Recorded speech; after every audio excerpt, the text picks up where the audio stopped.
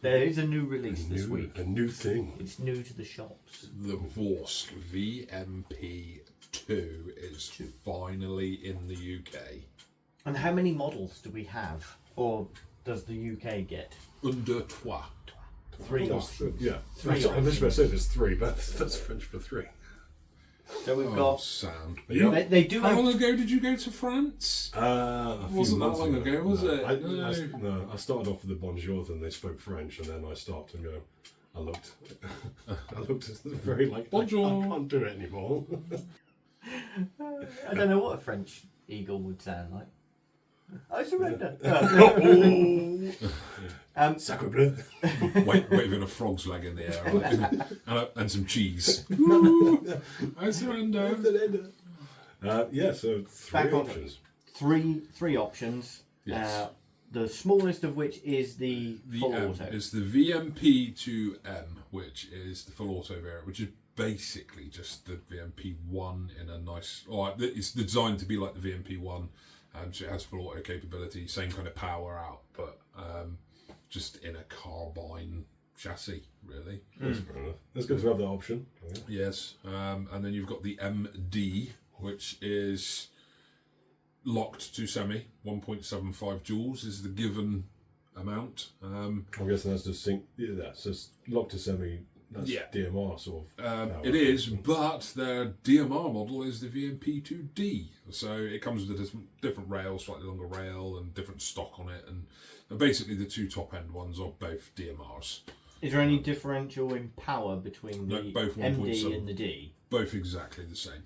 It's a lot. I know. It's a lot of Ds. It's a lot for you to get through without so smirking, Ds. isn't it? Yeah, there is. Sam's usually really good with the D. With the D. No, I've been around a few Ds. Plenty I'm of sitting Ds. next to 2 Ds right now.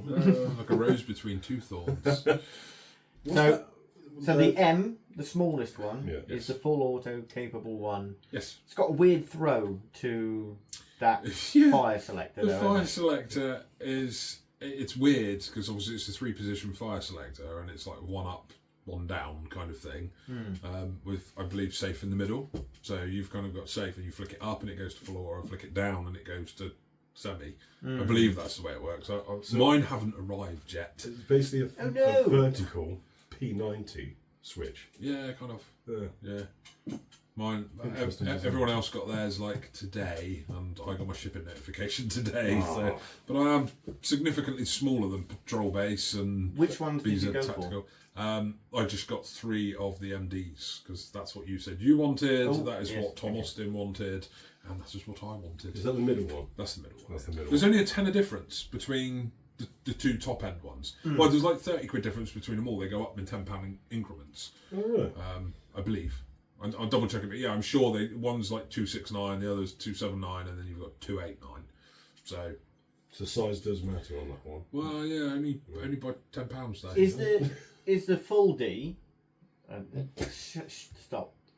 Is the full D? Has that got a different stock on the rear? It's not. I believe it's got a different stock and it's got a different style of rail on it as well. So it's more of a square or oblong rail which goes down over the outer barrel. But in terms of performance, no different between the between MD and the D. According to all the bump that was released on them, no different between them. It's just the aesthetic. I'll be interested to see what they tested them on. There's like a 0.2 gram. They tested them on 1.2.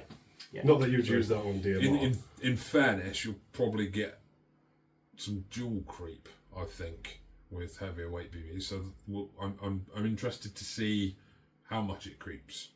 That's one thing I wish they would do. If you're going for like an AR platform, full auto capabilities, 2.25 statistics being used. If you're going for the heavier BBs, be more realistic. Like if they're going to test it on a 2.8, for example. So if it's set to DMR. I was about to say, if you're selling it as a DMR, you should really be at the bare minimum 3.2s. Yeah, and that gives a more realistic. Like, okay, that's going to be the jewelage around that area. I'm just kind of hoping that all of the aftermarket companies jump on this very quickly to design end passes and bits and pieces to go in them, because they kind of I think they were caught sleeping a little bit with the VMP. There hasn't been a huge amount of stuff that's come out for it. No, that's disappointing, really, considering where I thought the VMP1 was going to go, and all we really got was the VMP2 with the silencer and the extra mag and that kind of option, and then we had the stock removed, and it was like a sort of holsterable pistol, a sidearm, no less. As featured, as featured in a previous podcast. But yeah, it didn't really take off in the way I hoped or expected it was going to. Yeah, I mean, I've only seen 2 in the wild of the VMP ones. In the wild, okay. Like a Pokemon. And I must say that as great as they are, really cool. Again, I'm not sure if it's a sidearm or a SMG, if it's a standalone main.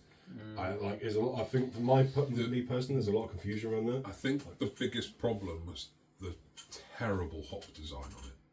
And that's why more people didn't. When you having to adjust it with the key. Yeah, it's a really old school design. Stick a key in. Oh, really? Oh. So essentially, when you open up the charging port, when you pull the bolt back, there is around the outside of the outer barrel, there's like a disc with teeth cut into it. And as you turn that with this special key, what it does is inside there is a ramp which gets slightly larger as you turn it. And on top of the hot rubber, instead of having a nub, there is a little ball bearing that runs on the inside of this piece of metal. And as you turn it, it pushes that ball bearing down because obviously that ramp picks up. Then affects the BB. It's a really old KWA design for the hop. The problem was the ball bearing was so small that most people noticed that anything over 2.5s, it just wouldn't hop them very well. I've done a few modifications and realised what I can do is take all of that apart. And on the hop rubber, there is a little dimple that ball bearing sits in. So I got my Dremel, made that dimple slightly deeper and put a bigger ball bearing in it, which was great, and it works really well, but the absolute minimum weight you could run in it was 3.2s.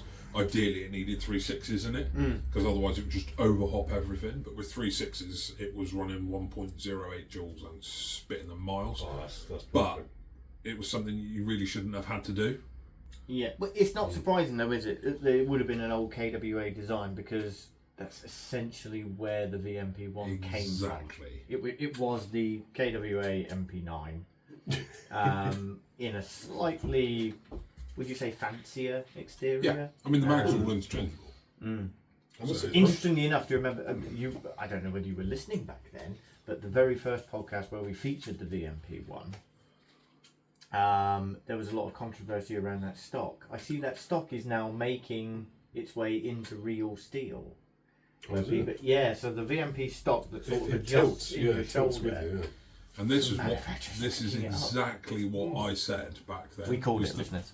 The fact that the reason that stock moves like that is as you're moving, you can move the gun and the gun flows with you without having to change position in your shoulder. Everyone else was kind of like, oh, it's blooming awful, I hate it. And I'm like, there's a point to that. there's a real reason that's on there. And I think it's a really interesting design. I must say, like, with most stocks and guns, the amount of times you get caught up, whether it be because of the, what do you call it, sling. Got the word. Caught in the sling, caught in your chest rig. Yeah. I shouldered one and I had a little go and you move about, and effortless. It feels works really, really well. But the only thing I don't like, that contrast between the VMP1 main body. It's a very chunky gun. It's a very chunky gun, and it's got a very slim stock. So that the stock works brilliantly, but then you got this huge oblong submachine gun machine pistol, and then you put the big boy suppressor. Yeah, I guess even just like